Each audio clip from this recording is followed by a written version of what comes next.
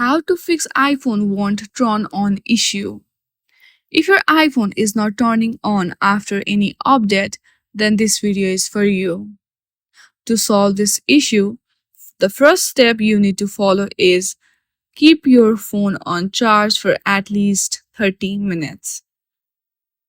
Once you keep your phone on charge for 30 minutes, try to press the side button for few seconds and check if your iPhone will open or not.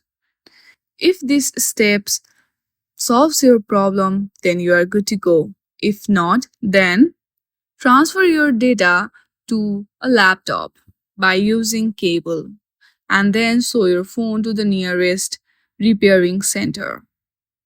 This is the only way to fix your issue.